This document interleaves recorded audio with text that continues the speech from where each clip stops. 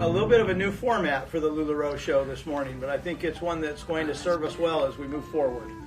I can't help but feel gratitude for the blessings that I feel about this amazing opportunity that we call LuLaRoe. Many of you are doing fundraisers.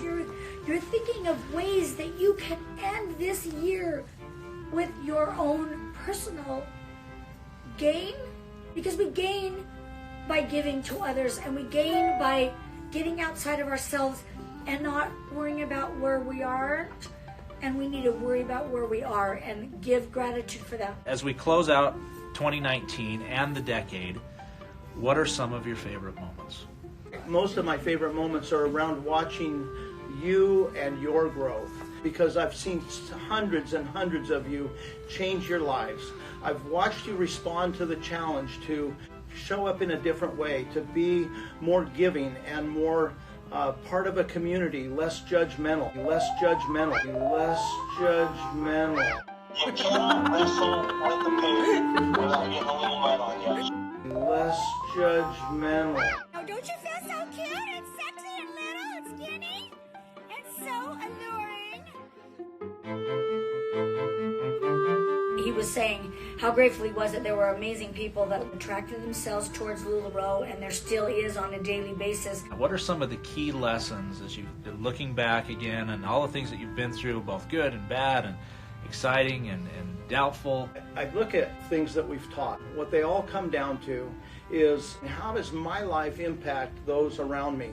As we take all of these lessons, all of these concepts of leadership and of community and of love and service, and we begin to apply them, life actually gets easier. If we focus on those things that we can make a difference in, and if we especially focus on those things outside of us, then we're not as worried about us, and what we need seems to be taken care of. I don't know how to quantify that in a way that makes perfect sense. You have to own your statistics.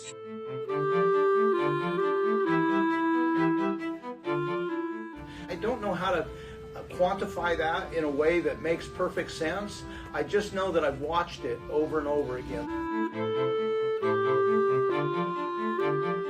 What are you most excited about as you look into the new decade? What we get dressed in sets a precedence about our confidence. It isn't all about clothing, but it kind of opens the door and it gives us an opportunity to share a compliment. Well, over the last 6.5 years, we've been able to really analyze, what did we do? Why did we do it? What were the things that people responded to? What were the weaknesses that we had that we left, where we left things exposed? Where did we fall short in our leadership? And what messages could we have put forth better? Right now, at this moment in time, I feel like we know so much more about who we are and who we want to be and how we're going to show up in the future. And so I am excited about being clear about who we are. I'm excited about being clear on what we hope to change in the world, what we hope to accomplish. And yes, we're going to do that through fashion. Bad boys, what you gonna do? What you gonna do? Do it through service. We're going to do it through leadership.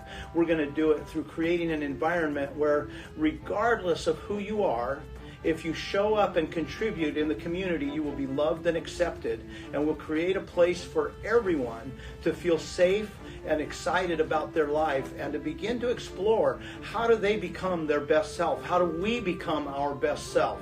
That's the challenge for every one of us every day. And I think we have this opportunity right now to create a community where that becomes the focus.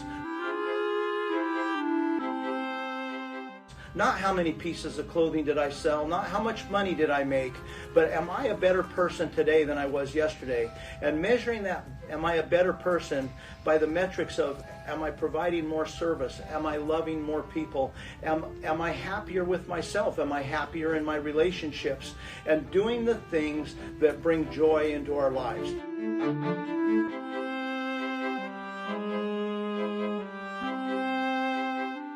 That's what I'm excited about as we go into the next decade.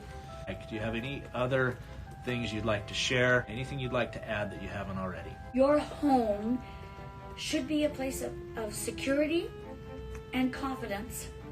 Your home should be a place where you are dreaming and you are thinking about what is my mark going to be in the next decade. As we started this business in our home, we started with nothing. And I say that with pure humility. We started with a lot, but financially we needed to really put everything back into this business and be secure. Start with being an example.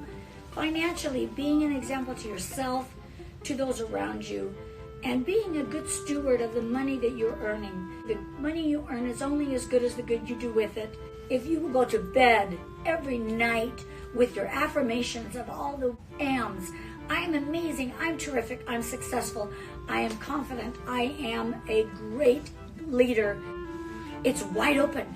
The greatness before us is right there. We just have to partake of it. For me, every single day, I go to bed, think about the affirmations. I say great things about myself. We all like to set New Year's resolutions and set really short, close, finite goals that move the bar for you. Do not let perfection keep you from being really good. We started this business with a view to strengthen families and strengthen communities and serve others. The question is, who do you know that could benefit from the service that comes from LuLaRoe?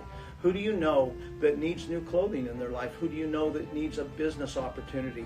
Who do you know that could use the blessings that you've enjoyed? Who do you know that needs to belong to a community? Who do you know that needs to develop their sense of self-worth and their self-confidence? I invite them to join this community where we love and support people.